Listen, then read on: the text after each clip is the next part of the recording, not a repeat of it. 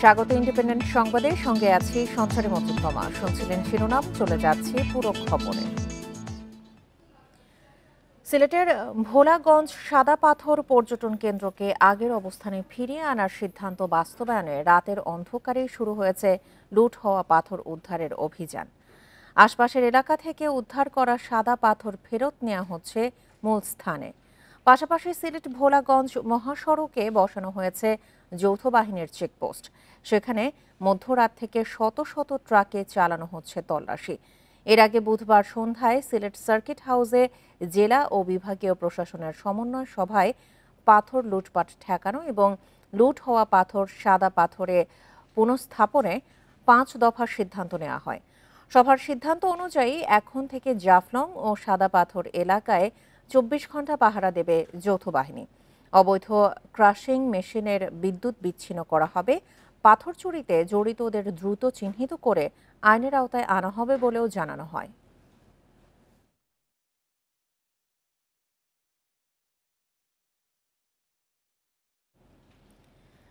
সিলেটের ভোলাগঞ্জে পাথর লুটের ঘটনায় ফুঁসছে পরিবেশবাদীরা। এর প্রতিবাদে সিলেটের পাশাপাশি মৌলভীবাজারেও মানববন্ধন সমাবেশ হয়েছে। স্থানীয় প্রশাসনের গাফিলতি তদন্তের দাবিও উঠেছে। এদিকে বুধবার সাদা পাথর এলাকায় পরিদর্শনে গিয়ে দুদকের কর্মকর্তারা জানান, এই ঘটনায় প্রশাসনের কেউ জড়িত কিনা তা নিয়ে খোঁজ শুরু হয়েছে। সিলেটের ভোলাগঞ্জে পর্যটন কেন্দ্র থেকে পাথর লুটের ঘটনায় প্রশাসনের ভূমিকা নিয়ে ব্যাপক সমালোচনা চলছে। এর মধ্যে বুধবার দুপুরে সাদা পাথর এলাকায় পরিদর্শনে যায় দুদকের 9 সদস্যের একটি দল। এই দলের নেতৃত্বে ছিলেন দুদকের সিলেট কার্যালয়ের উপপরিচালক রাফি নাজমুস সাদাত। বলেন, নির্বিচারে পাথর লুট ঠেকাতে না পারার দায় স্থানীয় প্রশাসনের। পর্যটন কেন্দ্রের এত বড় ক্ষতিতে প্রশাসনের কেউ জড়িত কিনা তা খুঁজে দেখছে দুদক। এখান থেকে তুলে নিয়ে যাওয়া হয়েছে, আত্মসাৎ করা হয়েছে। এই প্রক্রিয়ার সঙ্গে যারা যুক্ত বিভিন্ন স্তরে যারা যুক্ত, আমরা তাদের সবাইকে ফাইন্ড আউট করার চেষ্টা করছি। এদিকে ভোলাগঞ্জে পরিবেশ ধ্বংসের প্রতিবাদে মানববন্ধন করেছে বাংলাদেশ পরিবেশ আন্দোলন। বুধবার বিকেলে সিলেটের কেন্দ্রীয় শহীদ মিনারের সামনে এই কর্মসূচি পালিত হয়। এ সময় প্রশাসনের গাফিলতি খতিয়ে দেখার দাবি জানান কর্মীরা। একই দিন সকালে মৌলভীবাজারে মানববন্ধন ও সমাবেশ করে বিজ্ঞান আন্দোলন মঞ্চ। অবশিষ্ট পাথর সংরক্ষণে কার্যকর পদক্ষেপ নেওয়ার দাবি জানান সংগঠনের নেতারা। তাপস সরকার, ইন্ডিপেন্ডেন্ট নিউজ। মব সন্ত্রাসকে একটি গোষ্ঠী ক্যান্সারে পরিণত করেছে বলে অভিযোগ করেছেন বিএনপির সিনিয়র যুগ্ম মহাসচিব রুহুল কবির রিজভী। আর স্থায়ী কমিটির সদস্য ডক্টর AZM জাহিদ হোসেন বলেন, একটি পক্ষের নির্বাচন হতে না দেওয়ার হুমকিকে স্বৈরাচারের পদধ্বনি ও নির্বাচন বানচালের ষড়যন্ত্র হিসেবে দেখছে বিএনপি। দুটি ভিন্ন অনুষ্ঠানে এসব কথা বলেন তারা।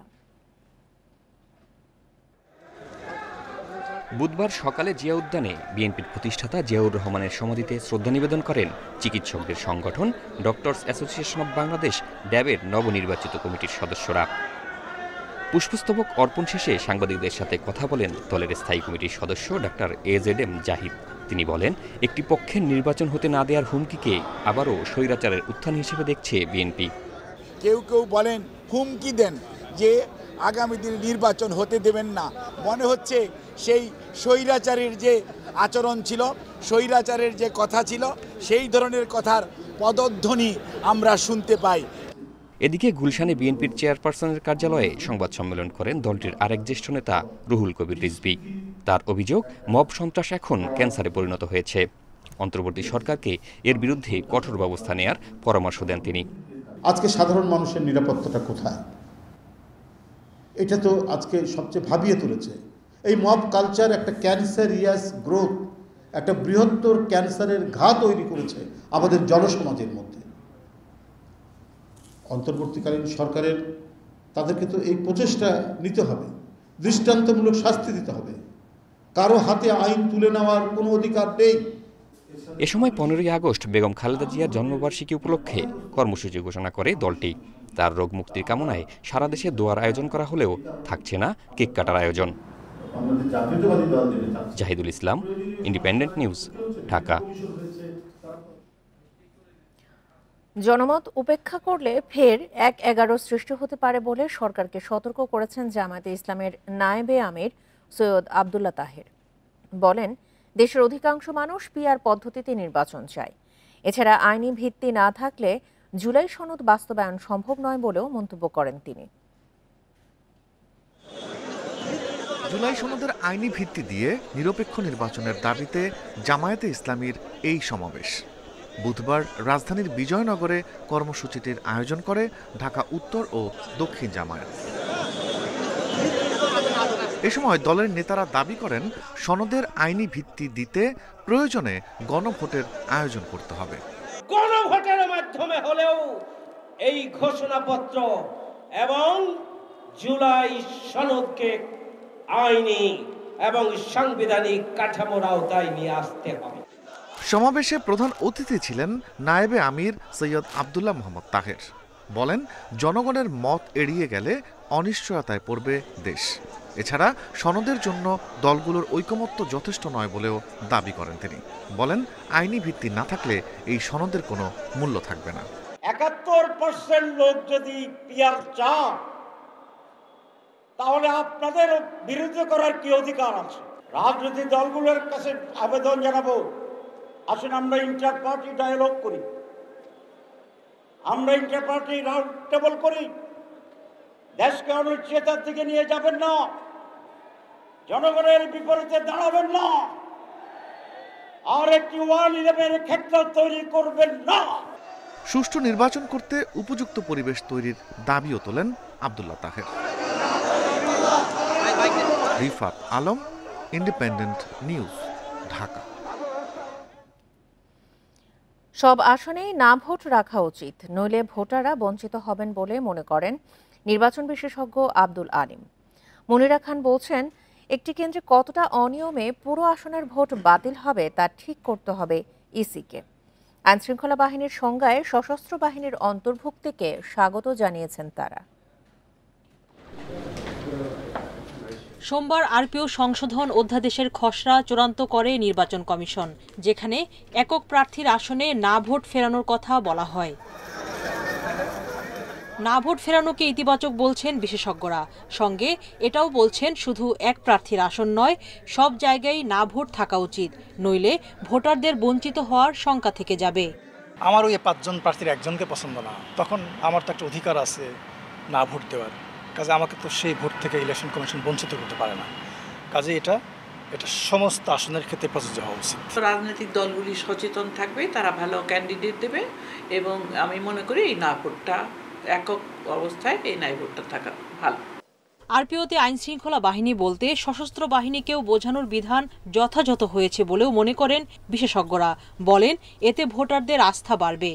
বিশ্বাস আছে মানুষের, তাহলে আমার কাছে মনে হয় যে সেনাবাহিনী 1 নম্বরে থাকবে, এবং নানা রকম সার্ভে আছে ওটা নিয়ে, আমি যতটুকু জানি। তাদের যে উপস্থিতি, এটা একটা বিশাল গুরুত্ব বহন করে, মানুষের মধ্যে ভোটারদের মধ্যে আস্থা বাড়াবে। নিজের পছন্দ মতন যখন যেখানে দরকার সেখানে তাদের কাজে লাগালাম। তো এটা আমি মনে করি যে বর্তমান অবস্থা, যে কঠিন অবস্থা, এই কঠিন অবস্থার পরিপ্রেক্ষিতে এটা খুব ভালো ডিসিশন হয়েছে। তবে মুনিরা খানের মতে, একটি কেন্দ্রে অনিয়ম হলে পুরো আসনে ভোট বাতিলের সিদ্ধান্তে ফাঁক রয়ে গেছে। কতটা অনিয়ম হলে ভোট বাতিল হবে, ইসিকে তার মাপকাঠি ঠিক করার তাগিদ মুনিরা খানের। হঠাৎ করে মনে হলো না এটা ভালো হচ্ছে না, ইলেকশন বন্ধ করে নিলাম, একটু যাচাই বাছাই করে বন্ধ করলে পরে অনেকের ভোটাধিকার হরণ হওয়ার থেকে এটা এই রাস্তাটা বন্ধ হবে আর কি। জোটগতভাবে ভোট করলেও নিজ প্রতীকে লড়াইয়ের সিদ্ধান্তকে যথাযথ মনে করছেন অনেকে। আর ভোটের আগেই হলফনামা যাচাইয়ের আহ্বান বিশেষজ্ঞদের। সুলতানা জাহান মিতু, ইন্ডিপেন্ডেন্ট নিউজ, ঢাকা। গণমাধ্যম নিয়ে জাতীয় নাগরিক পার্টির যুব সংগঠন জাতীয় যুব শক্তির অভিযোগকে অনাকাঙ্ক্ষিত উল্লেখ করে তা প্রত্যাখ্যান করেছে সম্পাদক পরিষদ। বুধবার এক বিবৃতিতে নিজেদের অবস্থান স্পষ্ট করে সংগঠনটি। গণমাধ্যমের বিরুদ্ধে ঢালাও অভিযোগ তোলা হয়েছে বলেও জানায় সংগঠনটি। গণমাধ্যমের প্রতি বিরূপ মন্তব্যের তীব্র প্রতিবাদ জানিয়েছে সম্পাদক পরিষদ। বলেছে, গত বছরের ছাত্র জনতার গণ অভ্যুত্থানে অধিকাংশ গণমাধ্যম অত্যন্ত গুরুত্বপূর্ণ ভূমিকা পালন করেছে। অন্তর্বর্তী সরকারের আমলেও বেশিরভাগ গণমাধ্যম গণ অভ্যুত্থানের আকাঙ্ক্ষা সমুন্নত রাখছে। ঢালাও মন্তব্য না করে সবাইকে দায়িত্বশীল বক্তব্য দেওয়ার আহ্বান জানিয়েছে সম্পাদক পরিষদ।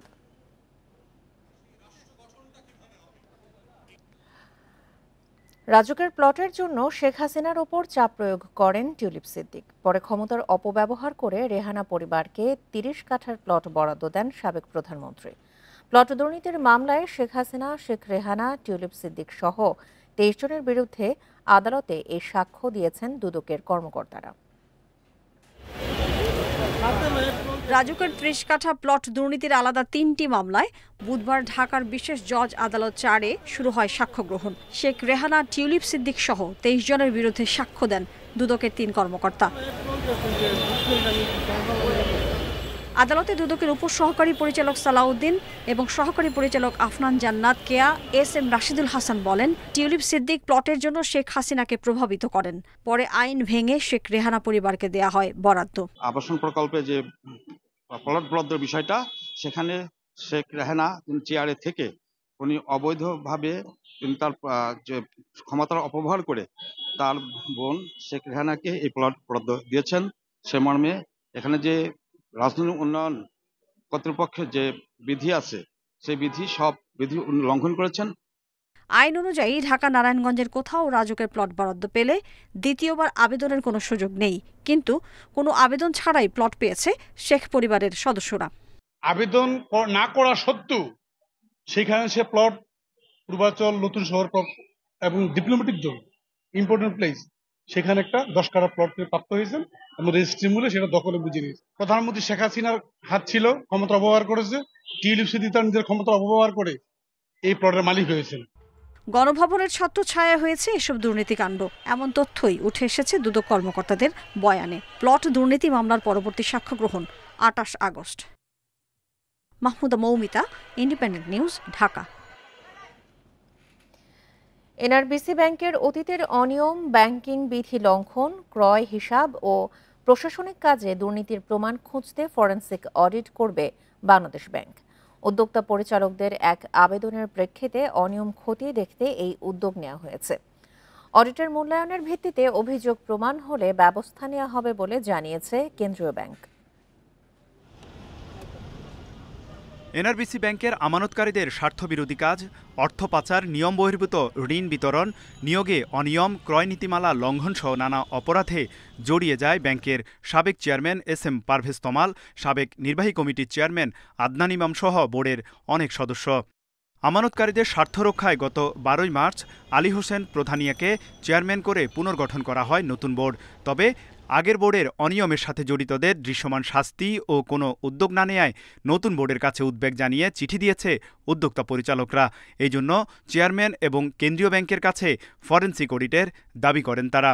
ফরেনসিক অডিট বাংলাদেশ ব্যাংক এই মুহূর্তে প্রায় 15-20টার মতো নতুন করে ব্যাংক AQR মানে অ্যাসেট কোয়ালিটি রিভিউ করবে। তার মধ্যে এনআরবিসি থাকতে পারে। ম্যানেজমেন্ট যে স্বাভাবিকভাবে ব্যাংকটা পরিচালনা করতে পারেনি, সেটা ওভারসি করার দায়িত্ব ছিল পর্ষদের। পর্ষদ সে কাজ দায়িত্ব পালনে ব্যর্থ হয়েছে। উদ্যোক্তা পরিচালকদের দাবির প্রেক্ষিতে অনিয়ম খতিয়ে দেখতে এনআরবিসি ব্যাংকও নিজস্ব ফরেনসিক অডিট শুরু করেছে। যদিও কাজ শেষ না হওয়ায় এ বিষয়ে মন্তব্য করতে রাজি হয়নি ব্যাংক কর্তৃপক্ষ। তবে কেন্দ্রীয় ব্যাংক জানায়, এনআরবিসি ও বাংলাদেশ ব্যাংকের 2 রিপোর্টের মূল্যায়ন করা হবে। প্রতিটা অনিয়মের জন্য তো শাস্তিমূলক ব্যবস্থার কথা বলা হয়েছে। যেই আইন ভঙ্গ, সেই আইন ভঙ্গের করার জন্য সেই আইন অনুযায়ী তার শাস্তিমূলক ব্যবস্থা গ্রহণ করা। ব্যাংক কোম্পানি আইন অনুযায়ী ব্যাংক পরিচালনা ও আমানতকারীদের স্বার্থ সংরক্ষণে অগ্রাধিকার দেওয়ার দাবি বিশ্লেষকদের। তৌহিদ রানা, ইন্ডিপেন্ডেন্ট নিউজ, ঢাকা। বাংলাদেশ ব্যাংকের সাবেক 3 গভর্নর, সাবেক 4 ডেপুটি গভর্নর ও BFIU এর সাবেক 2 প্রধানের ব্যাংক হিসাবের তথ্য চেয়েছে ফিনান্সিয়াল ইন্টেলিজেন্স ইউনিট BFIU। সম্প্রতি দেশের ব্যাংকগুলোকে এই সংক্রান্ত চিঠি দেয় সংস্থাটি। সাবেক 3 গভর্নর হচ্ছেন আতিউর রহমান, ফজলে কবির ও আব্দুর রউফ তালুকদার। এছাড়া সাবেক 4 ডেপুটি গভর্নর হলেন SK সুর চৌধুরী, SM মনিরুজ্জামান, কাজী সায়েদুর রহমান ও আবু ফারা মোহাম্মদ নাসের। বিএফআইইউ এর সাবেক 2 প্রধান হলেন আবু হেনা মোহাম্মদ রাজি হাসান এবং মাসুদ বিশ্বাস।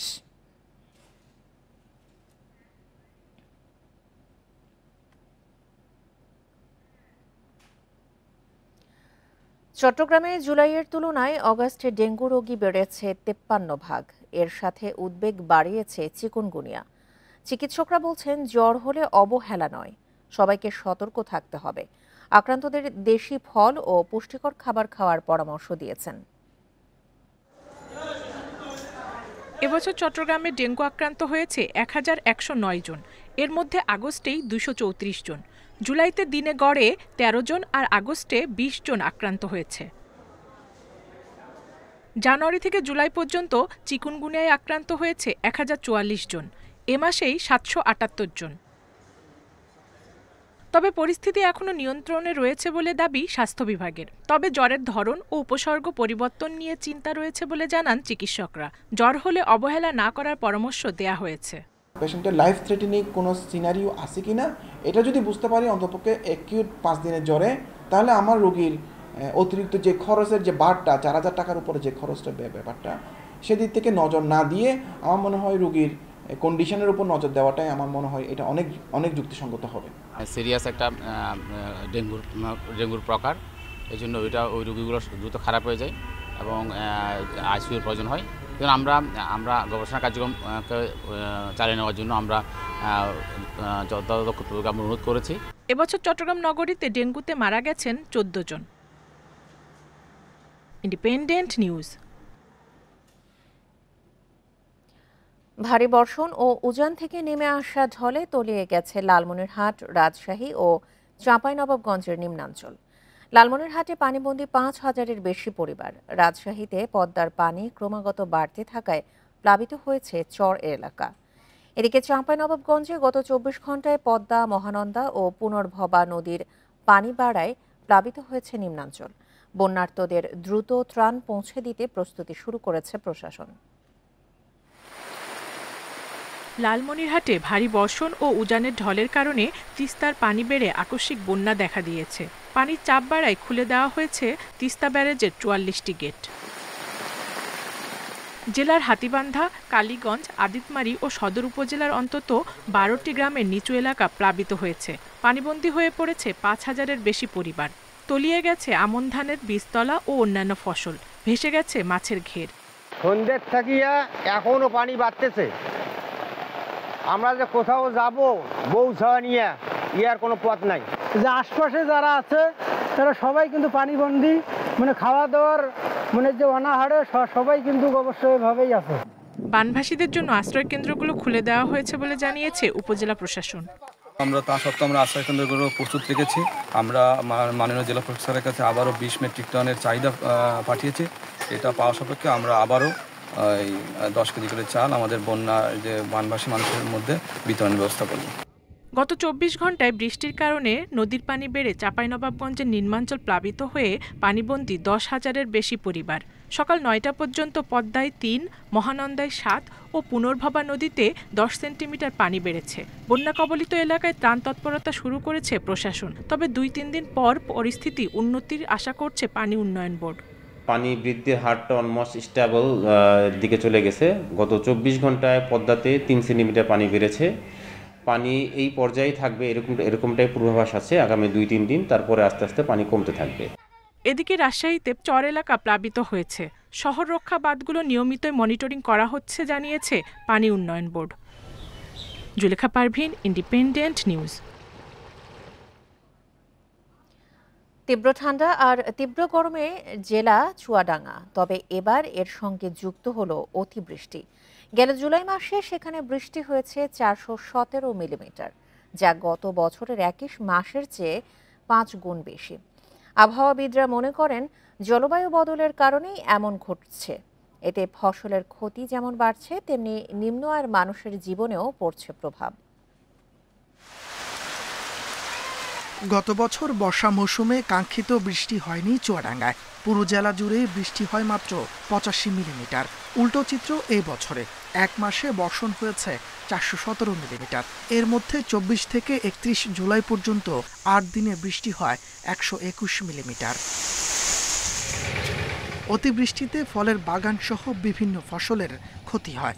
দুর্ভোগের পাশাপাশি শ্রমজীবী মানুষের রোজগারেও ভাটা পড়ে। আর্থিক ক্ষতিগ্রস্ত হচ্ছে দিন আনা দিন মজুরদের জন্য। ভুট্টার পক্ষে ক্ষতি, পাটের পক্ষে ক্ষতি, পাট সব কাটে গিয়েছে। জেলা কৃষি বিভাগ বলছে অতিবৃষ্টিতে 872 হেক্টর জমিতে ফসলের ক্ষতি হয় এবার। এর মধ্যে 312 হেক্টরের সবজি নষ্ট হয় পুরোপুরি। টাকার অঙ্কে যে ক্ষতিটা দাঁড়িয়েছে সেটি হচ্ছে 54 লাখ টাকা। এখন পর্যন্ত যে জমিগুলোতে পানি জমাটবদ্ধ হয়ে আছে সেই পানিটা সরে গেলে সেখানে যেন আমনের তারা চারা রোপণ করেন। জলবায়ু পরিবর্তনের কারণেই আবহাওয়ার এমন আচরণ বলছেন আবহাওয়াবিদরা। আবহাওয়ার দুইটা সিস্টেম কাজ করে, এনলিনো এবং লালিনো। এবার এনলিনোর প্রভাব বেশি, এই জন্য আপনার এই বৃষ্টিপাতটা বেশি হচ্ছে। গত বছর জুলাই মাসের থেকে এই বছরের জুলাই মাসে অনেক বেশি বৃষ্টি হয়েছে। হিসাব নিকাশ করে দেখা গেছে যে প্রায় গত বছরের চেয়ে প্রায় 5 গুণ বেশি বৃষ্টি হয়েছে। অতিরিক্ত বৃষ্টির নেতিবাচক প্রভাব ঠেকাতে জমিতে উন্নত নিষ্কাশন, কৃষি প্রযুক্তি ও নদীর নাব্যতা রক্ষার তাগিদ বিশেষজ্ঞদের। Independent news. মা ও শিশু সহায়তা কর্মসূচির আওতায় পঞ্চগড়ে দরিদ্র মায়েদের নামে দেয়া মাতৃত্বকালীন ভাতা তুলে নিয়েছে একটি প্রতারক চক্র। সুবিধাবঞ্চিত এমন 600 মায়ের তালিকা মিলেছে যারা গত 1.5 বছর ধরে কোনো ভাতা পাচ্ছেন না, কিন্তু এখনও ধরাছোঁয়ার বাইরে ওই প্রতারক চক্র। দোষীদের বিচার সহ ভাতার টাকা ফেরতের দাবি করেছেন সুবিধাভোগী পরিবারের সদস্যরা। পঞ্চগড়ে 3 উপজেলায় 600 সুবিধাভোগী মা পাচ্ছেন না তাদের নির্ধারিত ভাতার টাকা। এদের মধ্যে সদর উপজেলায় 576, বোদা উপজেলায় 21 জন ও দেবীগঞ্জের 3 জনের মাতৃত্বকালীন ভাতার টাকা জালিয়াতির মাধ্যমে আত্মসাতের অভিযোগ উঠেছে। তালিকাভুক্ত একজন মার 3 বছরে 28,800 টাকা পাওয়ার কথা থাকলেও প্রথম দফায় 4,800 টাকা পান, তবে গত 1.5 বছর ধরে পাচ্ছেন না তাদের ভাতার টাকা। এদের মধ্যে সবচেয়ে বেশি প্রতারিত হয়েছেন সদর উপজেলার হাফিজাবাদ ও হাড়িভাষা ইউনিয়নের সুবিধাভোগীরা। 1 বছর থেকে টাকাটা আমরা পাচ্ছি না, তখন আমরা ইউনিয়ন পরিষদে গেছি, যা মেম্বার চেয়ারম্যান মেম্বারনিকে জানাইছি। আমরা একবার টাকা পাইছি যে 3 মাস পর পর টাকাটা দিবে, ওই একবার যে পাইছি এখন আর আমরা টাকাটা পাই না। যে জায়গায় দোষী মেম্বার টাকাটা কই যায় তাতে একটু ওই জায়গায় নিয়ে গেছিলাম, তখন যাওয়ার পরে দেখি ওনারা ওখানে কিন্তু পাত্তা দেয় না। শুধু মাতৃত্বকালীন ভাতা নয়, শিশুদের উপবৃত্তি, বয়স্ক ভাতা সহ মোবাইল ব্যাংকিংয়ে সরকারি যে কোনো ভাতার টাকা প্রদানে এমন প্রতারণা প্রায় ঘটছে বলে জানিয়েছেন জনপ্রতিনিধিরা। চক্র বা হ্যাকিং যারা রয়েছে তারা কিন্তু এই টাকাটি বারবার হাতিয়ে নিচ্ছে। তো এটি মারাত্মক একটা সমস্যার সৃষ্টি হয়েছে। আমরা এটির অনতিবিলম্বে প্রতারক চক্র বা হ্যাকারদেরকে চিহ্নিত করে আইনের আওতায় নিয়ে আসা হোক। ফোন নাম্বার হ্যাকিং করে টাকা আত্মসাতের কথা স্বীকার করে তালিকা সংশোধনের কাজ চলছে বলে জানিয়েছে মহিলা বিষয়ক অধিদপ্তরের কর্মকর্তা। মোবাইল নাম্বার, ব্যাংক নাম্বারটা হ্যাকিং হয়ে যায়। ঢাকা মহিলা বিষয়ক অধিদপ্তর থেকে রংপুর বিভাগে যে দেখতে সে আমাকে জানায় এবং ইউনিয়ন পরিষদ এবং পৌরসভার প্রশাসক বরাবরে চিঠি প্রেরণ করে সংশোধনের জন্য তালিকাটা সংযুক্ত করে দিই। জড়িত প্রতারক চক্রকে আইনের আওতায় আনা সহ আত্মসাৎকৃত টাকা পুনরায় প্রদানের দাবি ভুক্তভোগী পরিবারের। Independent News. শরীয়তপুরের জাজিরায় পদ্মার ডানতীর রক্ষা বাঁধ এলাকায় ভাঙন থামছেই না। প্রবল স্রোতে কয়েকদিন ধরে দফায় দফায় ভাঙনে প্রায় 200 মিটার অংশ ধসে গেছে। ফলে ঝুঁকিতে কয়েকশো ঘরবাড়ি, বিভিন্ন স্থাপনা ও আবাদি জমি। ঠিকাদারের গাফিলতিতে সময় মতো কাজ শেষ না হওয়ায় ভাঙন, অভিযোগ স্থানীয়দের। দ্রুত কাজ শেষ না হলে পুরো বাঁধই হুমকিতে পড়ার শঙ্কায় পাওব।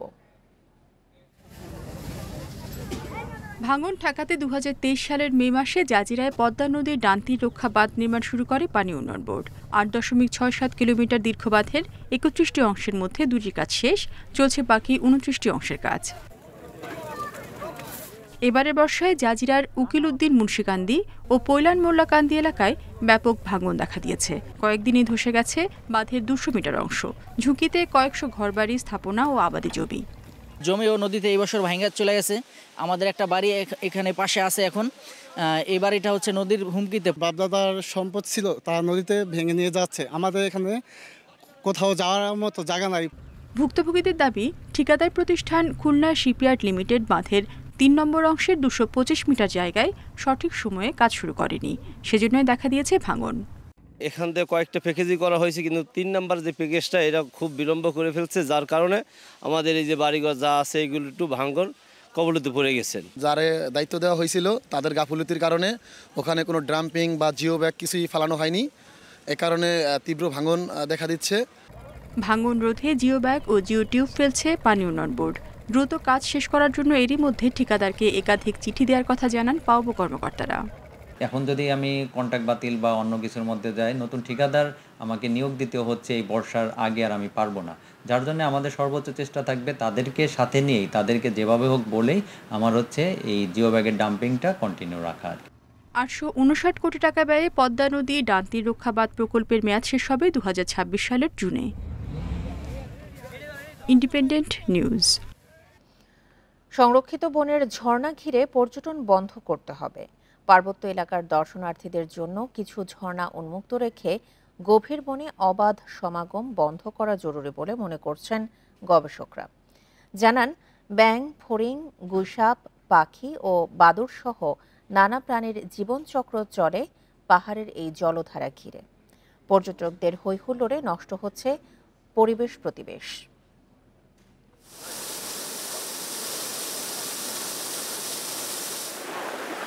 প্রায় 600 একরের এই সংরক্ষিত বনাঞ্চলে ছোট বড় এরকম বেশ কিছু ঝর্ণা রয়েছে, তার মধ্যে অন্যতম এটি। এই ঝর্ণাকে কেন্দ্র করে এই বনের ভিতরে জীববৈচিত্র্যের জীবনচক্র আবর্তিত হচ্ছে। পাহাড়ে উদ্ভিদ ও প্রাণীর তৃষ্ণা মেটায় ঝর্ণা বা শৈলপ্রপাত। ছড়া ও ঝিরির বুকে জমে থাকে পানি। গভীর বনে এমন বেশ কিছু পানি প্রবাহ রয়েছে, সেগুলো ঘিরেই বেঁচে থাকে ফড়িং, মাছ, পাখি, বাদুড় সহ সরীসৃপ, উভয়চর ও জলচর। ঝর্ণার দুই পাশে উদ্ভিদের আবাস। বর্ষায় প্রাণ প্রকৃতি আরও সজীব হয়ে ওঠে, পাহাড়ের জঙ্গল যেন প্রাণ ফিরে পায়। এই ধরনের ঝর্ণা বা জলপ্রপাত যেখানে আছে সেখানেই এই ধরনের নিশাচর প্রাণীগুলো বসবাস করে। আর রাতের বেলা এখানে বন বিড়ালের যে কয়েকটা 2-3টি প্রজাতি আছে, মায়া হরিণ, এখান থেকে এখন সাম্বার হয়তো হারিয়ে গেছে, কিন্তু একসময় তারাও আসতো এখানে পানি খাওয়ার জন্য। এবং এই স্রোতধারাই সারা বনের মধ্যে সারা বছর পানির প্রবাহকে জীবিত রাখে। সিলেট ও চট্টগ্রাম বিভাগের পাহাড়ি বনাঞ্চলে থাকা ঝর্ণা ও শৈলপ্রপাত ঘিরে পর্যটনের বিকাশ হচ্ছে। বর্ষা থেকে শীত বা গ্রীষ্মে অসংখ্য দর্শনার্থীর সমাগম থাকে এসব জায়গায়। পর্যটকের হৈহুল্লোড়ে নষ্ট হচ্ছে জলাধারের স্বাভাবিক পরিবেশ। থানচিতে অথবা রেমাক্রিতে আরও ওপরের দিকে যেসব আছে, যেমন বগা লেকের আশপাশে যেগুলো আছে, সেইগুলো একেবারেই পাবলিকের জন্য নিষিদ্ধ করে দেওয়া উচিত, শুধু গবেষণার জন্য, এবং যারা এটা সংরক্ষণ করবেন তারা ছাড়া আর কারোই এখানে আসলে যাওয়া নিষিদ্ধ করে দেওয়া দরকার। বনটা তো সংরক্ষিত আছে, বিশেষ করে ঝর্ণাগুলোকে আলাদাভাবে ডিক্লেয়ার করে দেওয়া উচিত যে এটা পাবলিকের জন্য যাতায়াতের কোনো জায়গা না। গবেষকেরা বলছেন, পার্বত্য চট্টগ্রামের কাঁচালং, পাবলাখালী, সাঙ্গু, মাতামুহুরীর সংরক্ষিত গভীর বনে যেসব ঝর্ণা, শৈলপ্রপাত ও জলাধার রয়েছে তা সংরক্ষণের এখনই পরিকল্পনা নেওয়া জরুরি। Shahriar Anirban, Independent News, Dhaka. আর এ ছিল এখনকার মতো ইন্ডিপেন্ডেন্ট সংবাদে। এছাড়া ইন্ডিপেন্ডেন্ট টেলিভিশনের সব খবর আরও বিস্তারিত জানতে চোখ রাখুন ফেসবুক, ইউটিউব এবং এক্সে। এতক্ষণ সাথে থাকার জন্য ধন্যবাদ সবাইকে। আমন্ত্রণ পরের আয়োজনে।